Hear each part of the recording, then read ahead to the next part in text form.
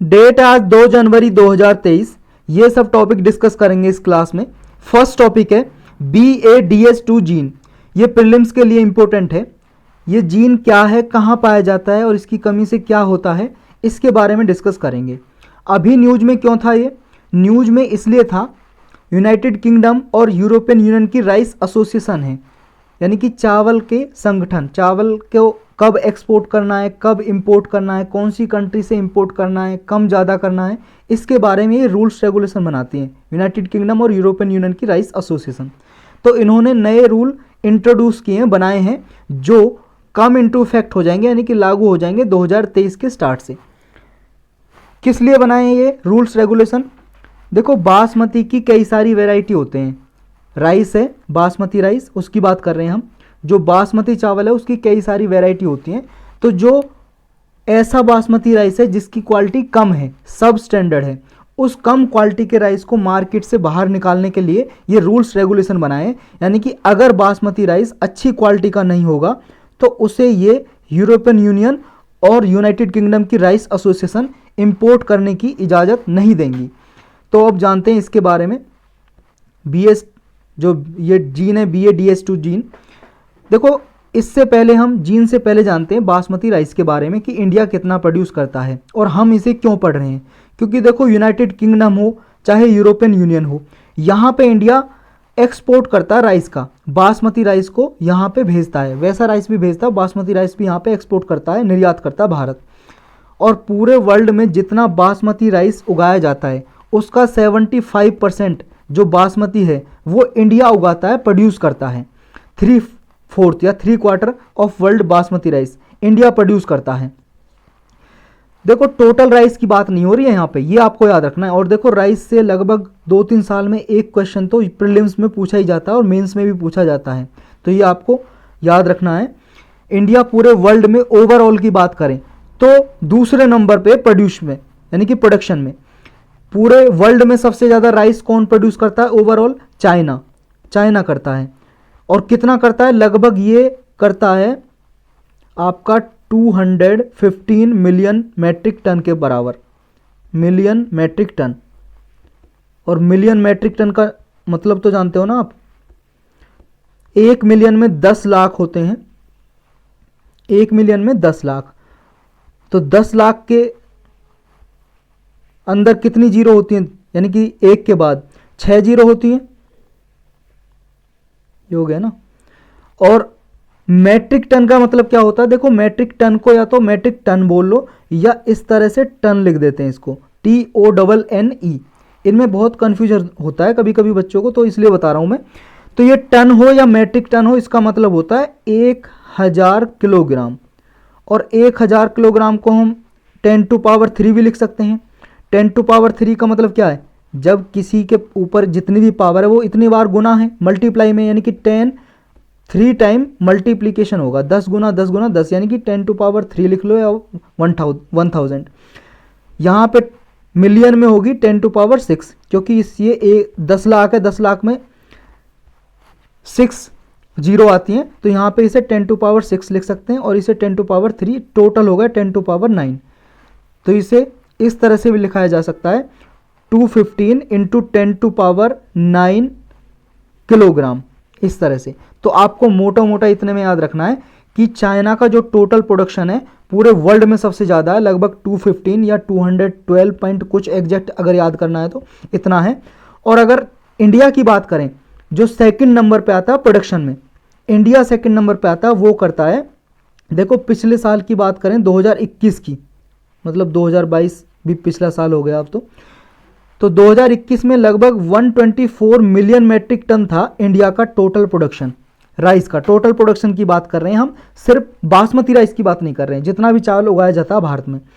2022 में ये लगभग हो गया था 130 मिलियन मैट्रिक टन, इतना लगभग उगाता है इंडिया। लेकिन देखो, अगर प्रोडक्शन की बात करें तो इंडिया सेकंड नंबर पे, और अगर एक्सपोर्ट की बात करें तो इंडिया पूरे वर्ल्ड में नंबर 1 पे, यानी कि सबसे ज़्यादा निर्यात इंडिया करता है। एक्सपोर्ट कौन करता है? भारत करता है चावल पूरे वर्ल्ड में।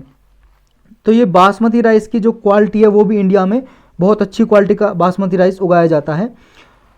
और अभी क्या हुआ है, जो बैन लगाया है यूरोपियन यूनियन और यूके ने, यानी कि नए रूल बनाए हैं कि इस तरह का बासमती राइस मार्केट से बाहर निकाला जाएगा, वो इंपोर्ट नहीं करेगा। वो इसलिए नहीं करेगा क्योंकि जो ये बासमती राइस है उसमें एक अलग सी फ्रेगनेंस आती है। फ्रेगनेंस का मतलब होता है एक सुगंध, अच्छी क्वालिटी की सुगंध आती है जो पॉपकॉर्न की तरह होती है। पॉपकॉर्न तो आपने खाया होगा, उसकी तरह होती है।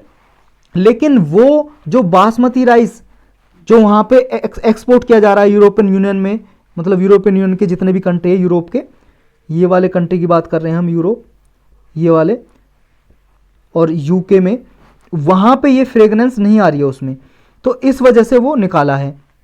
तो बासमती राइस को कौन क्वालिफाई करता है, ये फ्रेगनेंस ही बताती है।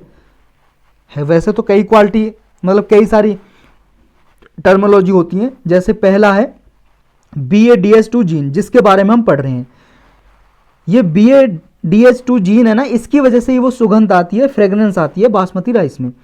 अगर ये नहीं है उसमें जीन, तो उसमें क्या है, फ्रेगनेंस नहीं आएगी। दूसरा क्वालिटी होती है लेंथ और विड्थ। आपने देखा होगा जब भी बासमती राइस बनता है तो उसकी लंबाई ज़्यादा होती है और विड्थ भी ज़्यादा होती है, बड़ा चावल होता है। तो इनकी वजह से क्वालिफाई किया जाता है बासमती राइस को। और उसमें होता है एक अमीलोज नाम का स्टार्च। ये स्टार्च का मतलब कार्बोहाइड्रेट का ही नाम, ये मान लो स्टार्च, और उसकी क्वालिटी है अमाइलोज। 2017 से इंडिया का जो पेटेंट ऑफिस है उसने GI टैग दे दिया था बासमती राइस को, ताकि बासमती राइस की जो क्वालिटी है इंडिया की, वो वर्ल्ड वाइड बचाई जा सके, सेव की जा सके, यानी कि उस नाम से कोई और ना बेच सके। पेटेंट ऑफिस ने इसको GI टैग दे दिया था। और GI टैग के बारे में तो आप जानते होंगे, बहुत बार डिस्कस किया है, ज्योग्राफिकल इंडिकेशन टैग। इसके लिए एक एक्ट बना हुआ है हमारे इंडिया में, ज्योग्राफिकल इंडिकेशन एक्ट। कोई भी मान लो प्रोडक्ट होता है जिसकी अलग क्वालिटी होती है, तो उसको क्या है, GI टैग 10 साल के लिए दे दिया जाता है।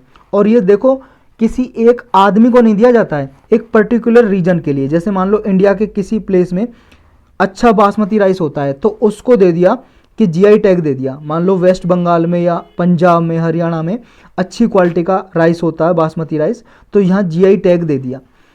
तो उस नाम से फिर कोई और रीजन नहीं बेच सकता। मान लो कल को कहने लगे राजस्थान कि हमारे यहाँ भी राइस होता है, तो उसको बासमती राइस के नाम से बेचने लगे। तो ये GI टैग के बारे में हमने डिटेल में भी पढ़ रखा है, और अलग से भी लेक्चर बना हुआ है, वो देख सकते हो आप प्लेलिस्ट में जाके। तो राइस के बारे में भी थोड़ा डिटेल में पढ़ लेते हैं, क्योंकि कई बार क्वेश्चन पूछा जाता है इसके बारे में। प्रीलिम्स में, मेंस में हर दूसरे तीसरे साल में पूछा ही जाता है राइस के बारे में। तो पहला तो चावल कहाँ कहाँ पे उगाया जाता है ये जान लो। इंडिया में देखो सबसे ज़्यादा होता है वेस्ट बंगाल में। वेस्ट बंगाल में सबसे ज़्यादा हाईएस्ट प्रोडक्शन होता है।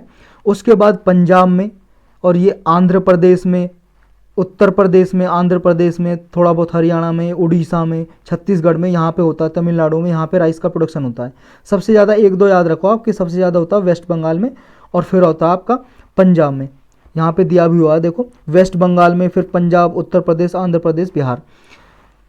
कितना टेम्परेचर चाहिए होता है राइस को उगाने के लिए? 22 डिग्री से लेके 32 डिग्री सेल्सियस तक टेम्परेचर चाहिए होता है। और हाई ह्यूमिडिटी चाहिए, यानी कि एयर में जो मॉइस्चर ज़्यादा होना चाहिए, और रेनफॉल 150 से 300 सेंटीमीटर का होना चाहिए। और सॉइल कैसी होनी चाहिए, मिट्टी डीप क्ले और लॉमी सॉइल, थोड़ी ऐसी मिट्टी होनी चाहिए जो पानी को सोख सके, मॉइस्चर रिटेंशन सॉइल, उसी में होता है ये राइस।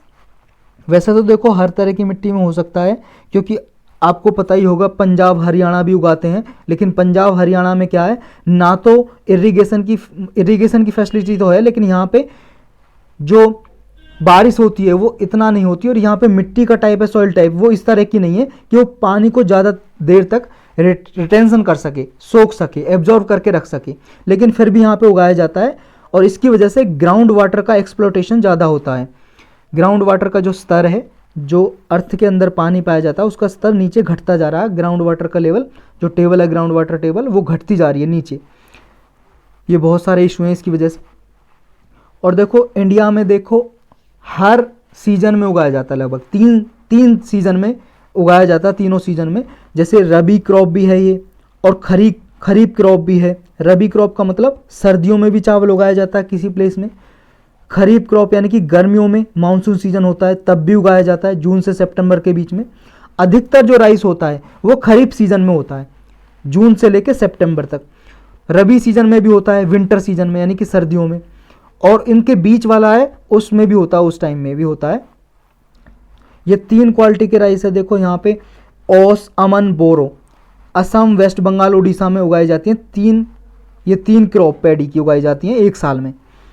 इंडिया लीडिंग एक्सपोर्टर है बासमती राइस का पूरे वर्ल्ड में, और मेजर एक्सपोर्टर ओवरऑल राइस का भी है। कहाँ कहाँ पे इंडिया एक्सपोर्ट करता है?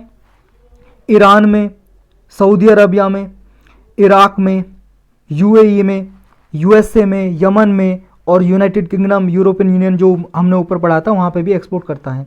तो ये चीज़ इसमें याद रखनी है। नेक्स्ट टॉपिक है GNB1 एनसेफलोपैथी। ये एक डिसीज़ है, बीमारी। ये याद रखना है कि ये बीमारी किसको प्रभावित करती है, यानी कि बॉडी में किस पार्ट को ये इफेक्ट करती है, इम्पैक्ट डालती है। ये प्रीलिम्स के लिए इंपॉर्टेंट है बस। GNB1 जो एनसेफलोपैथी है, इसके बारे में अभी रिसर्च की जा रही है। कौन कौन कर रहे हैं रिसर्च?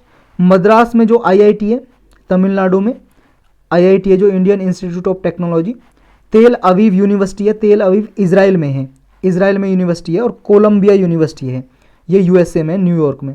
ये वर्ल्ड मैप देख रहे हो आप, यहाँ पे देखो ये इजराइल है, ये पिंक कलर का छोटा सा दिखाई दे रहा है, यहाँ पे लिखा भी हुआ है, लेकिन ये इजिप्ट है, और ये पिंक कलर का छोटा सा है इजराइल है। आपको पता ही होगा, वर्ल्ड मैप देखा ही होगा आपने इतना तो। और कोलंबिया यूनिवर्सिटी है यहाँ पे, न्यूयॉर्क सिटी है USA में, यहाँ पे है। ये कंफ्यूज नहीं होना, देखो कोलंबिया एक कंट्री भी है, ये COLOM है, O है यहाँ पे, और ये कोलंबिया COLUMBI है। तो ये कोलंबिया यूनिवर्सिटी प्राइवेट यूनिवर्सिटी है न्यूयॉर्क में, और ये कोलंबिया एक कंट्री है साउथ अमेरिका में। तो इससे आपको कंफ्यूजन नहीं होना चाहिए। तो ये यूनिवर्सिटी हैं, 3 यूनिवर्सिटी, ये रिसर्च कर रही हैं इस डिसीज़ के ऊपर, इसलिए ये न्यूज़ में आई।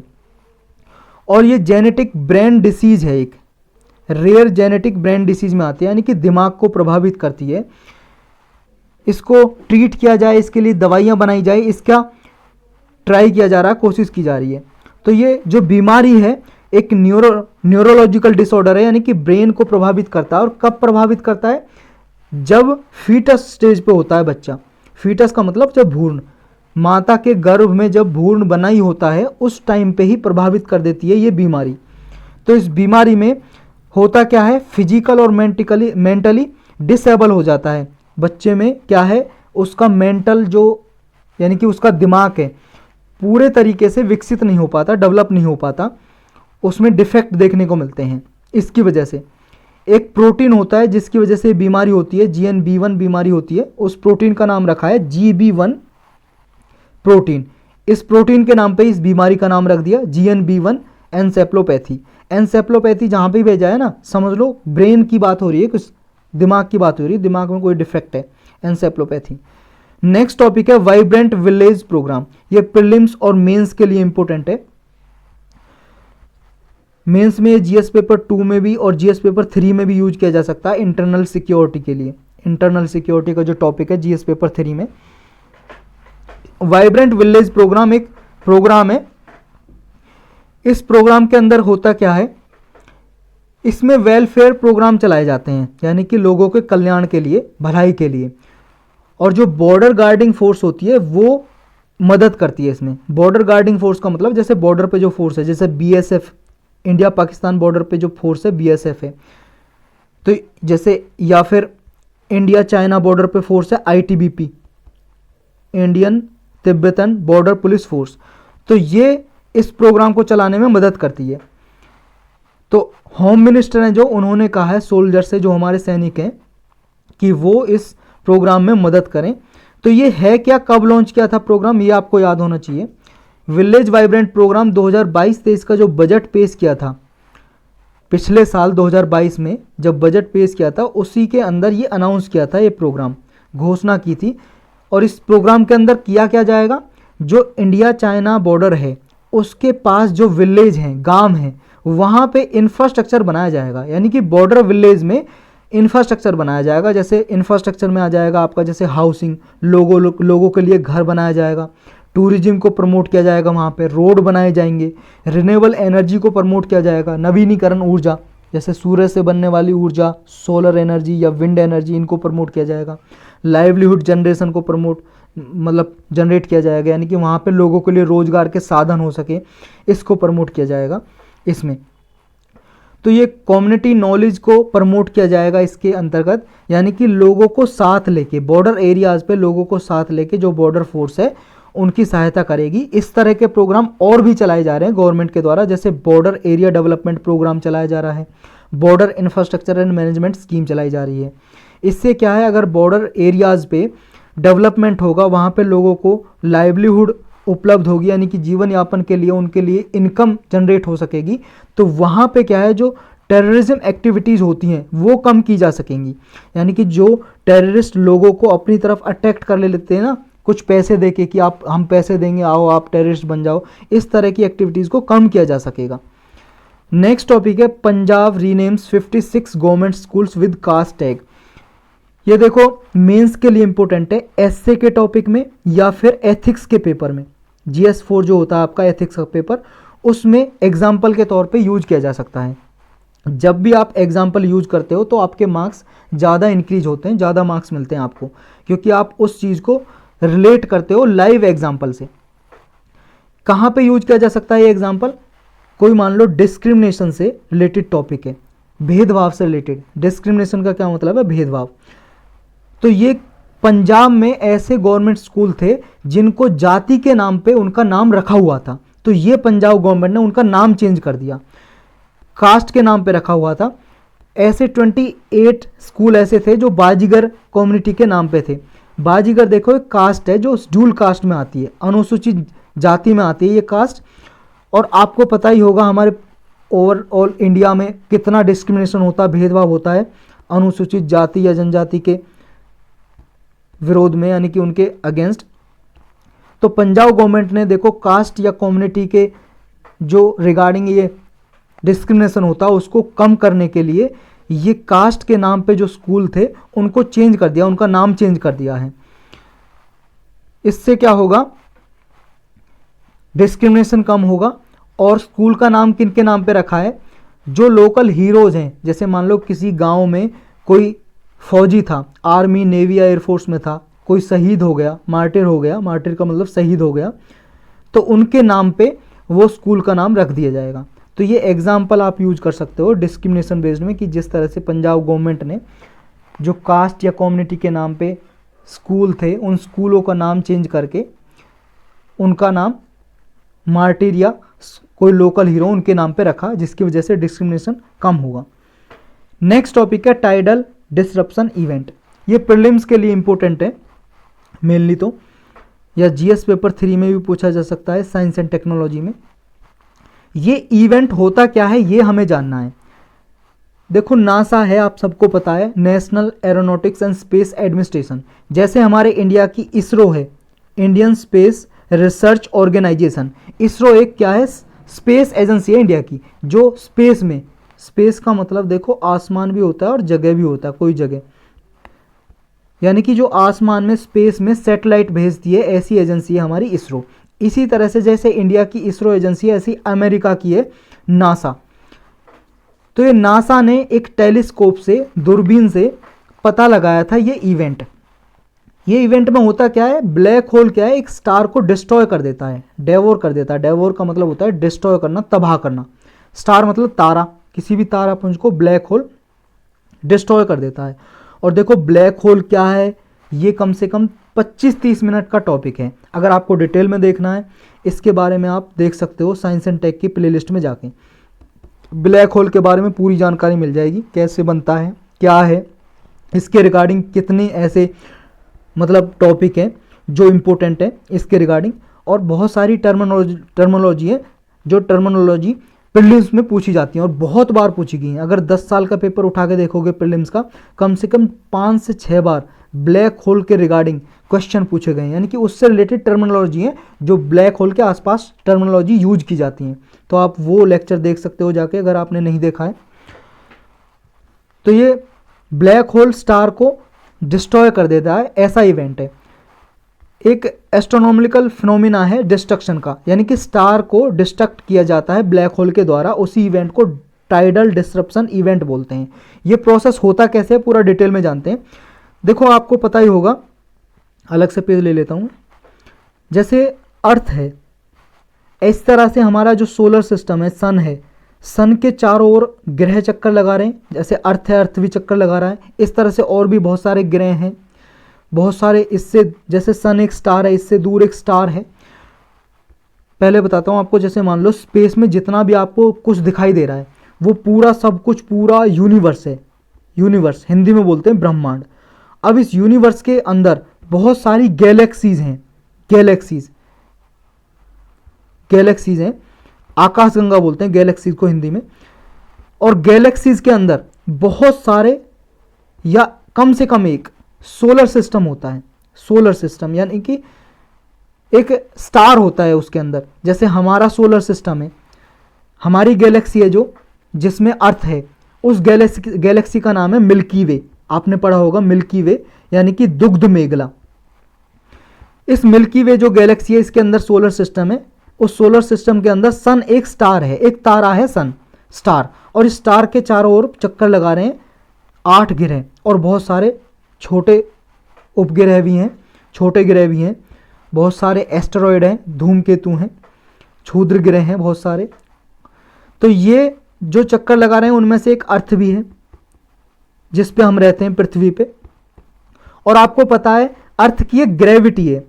ग्रेविटी का मतलब है गुरुत्वाकर्षण बल, या ग्रेविटेशनल फोर्स बोल सकते हैं, या ग्रेविटी।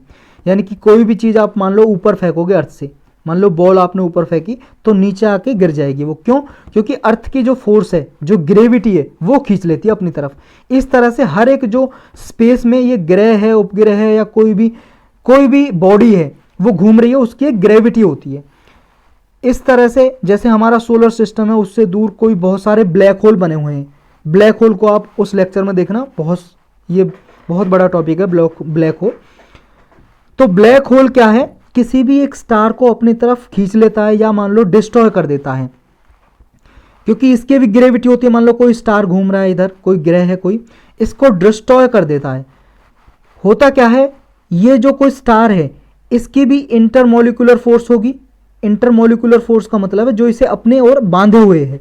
जैसे अर्थ है, अर्थ भाई साहब गोल है, ये बंधी हुई है। अगर इसकी इंटरमोलिकुलर फोर्स काम ना करे तो ये बिखर जाएगी, इधर उधर बिखर जाएगी, टुकड़े टुकड़े हो जाएंगे इसके। तो इंटरमोलिकुलर फोर्स की वजह से बंधी हुई है। तो इस तरह से ये जो स्टार है इसकी एक इंटरमोलिकुलर फोर्स है, लेकिन इसकी ग्रेविटी भी है। और ब्लैक होल है, इसकी भी ग्रेविटी है। लेकिन जब इसकी फोर्स है जो ब्लैक होल की, ये जब इसकी इंटरमोलिकुलर फोर्स, जो ये स्टार है इसकी इंटरमोलिकुलर फोर्स है, इससे ज़्यादा हो जाएगी ब्लैक होल की ग्रेविटी या इसकी फोर्स, तो ये क्या है, इस स्टार को डिस्ट्रॉय कर देगा, तोड़ देगा। जब इसे तोड़ देगा ये डिस्ट्रॉय हो जाएगा, अपनी तरफ खींच लेता है, इसको समा जाता है सब इसमें ब्लैक होल में। तो इसी इवेंट को बोलते हैं टाइडल डिसरप्शन इवेंट। तो देखो टाइडल फोर्स भी हम यूज करते हैं इसके रिगार्डिंग।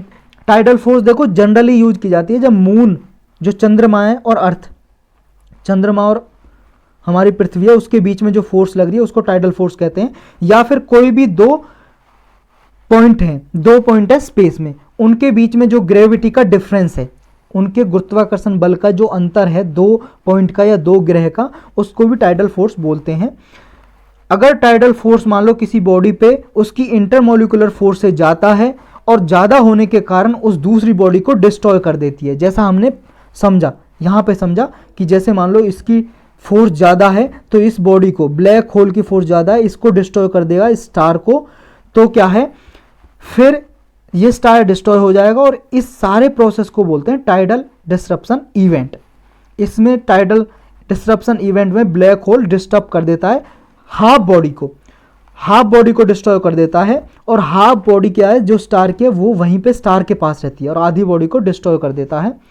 इसी इवेंट को बोलेंगे tidal disruption event.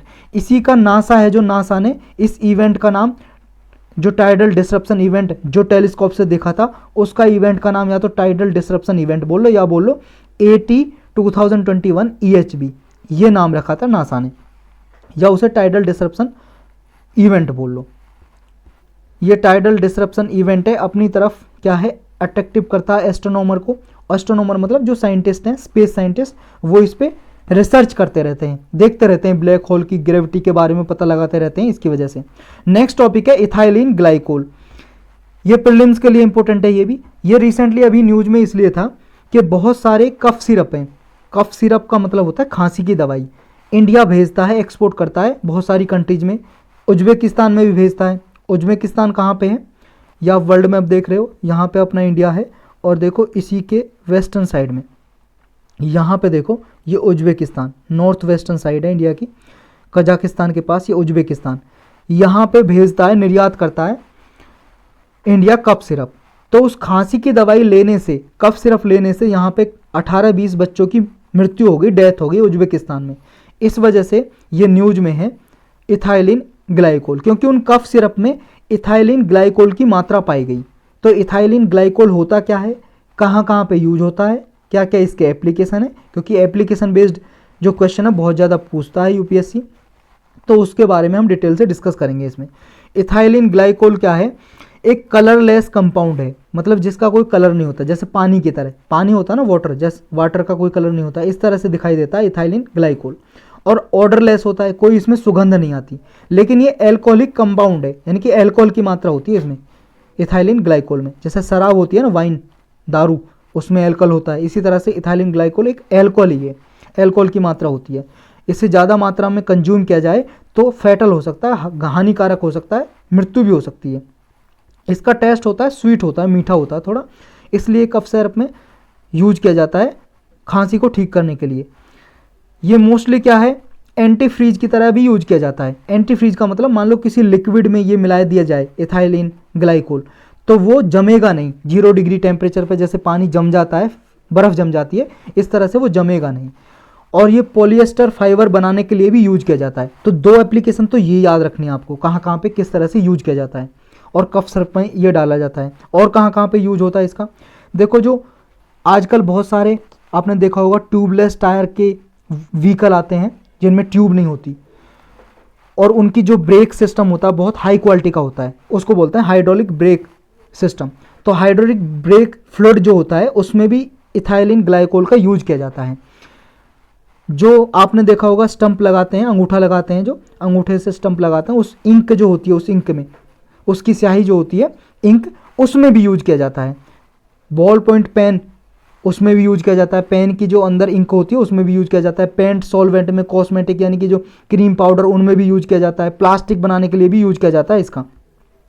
Di ethyl glycol या इथाइलिन ग्लाइकोल ये एक एडल्ट्रेंट की तरह भी काम करता है। एडल्ट्रेंट का मतलब होता है जब किसी अच्छी चीज़ में हम कोई दूसरी चीज़ मिलावट करते हैं, तो ऐसे मिलावट के लिए भी यूज किया जाता है। लिक्विड जो ड्रग्स होती हैं, ड्रग्स, नशीली दवाइयाँ या मेडिसिन, उनमें भी ये मिलाया जाता है एडल्ट्रेंट की तरह। जो डाई इथाइलिन ग्लाइकोल या इथाइलिन ग्लाइकोल, ये क्या है, फार्मा कंपनीज क्या है, नॉन टॉक्सिक सॉल्वेंट के अल्टरनेटिव की तरह भी यूज करते हैं इसको, ताकि उनकी क्या है, दवाइयों की कीमत है वो कम हो जाए, इस वजह से यूज किया जाता है ये। लेकिन इसके बहुत सारे एडवर्स इफेक्ट भी हो सकते हैं, यानी कि विपरीत प्रभाव पड़ सकते हैं बॉडी पे, अगर ये इसकी मात्रा अधिक यूज की जाए। जैसे मान लो सेंट्रल नर्वस सिस्टम है हमारा, जो ब्रेन है, उसको प्रभावित कर सकता है। इसकी वजह से बंदा, यानी कि जो इंडिविजुअल को दिया जाएगा, किसी भी आदमी को, वो डिप्रेशन में जा सकता है, तनाव में, उसे नौसी हो सकती है, यानी कि बेचैनी हो सकती है, उल्टियाँ भी हो सकती हैं इसकी वजह से, वॉमिटिंग, इंटॉक्सिकेशन हो सकता है, या यूफोरिया, स्टूपोर। यूफोरिया का मतलब होता है ज़्यादा खुशी में जब एक तरह से बंदा पागल हो जाता है ना, इस तरह से।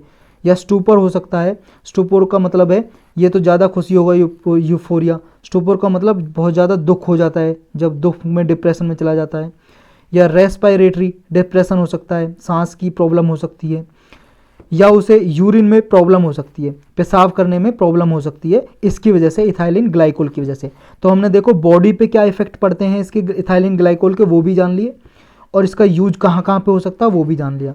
तो आज के इंपॉर्टेंट टॉपिक यही थे, और आज से देखो मैं कोशिश करूँगा रेगुलर क्लास बनाऊँ करंट अफेयर की, और एक कोशिश करूँगा कि लास्ट ईयर का जो करंट अफेयर था 2022 का, वो आपके प्रीलिम्स के लिए इम्पोर्टेंट हो जाता है, तो उसकी एक क्लास पूरी पूरे ईयर की क्लास में बनाने की कोशिश करूँगा।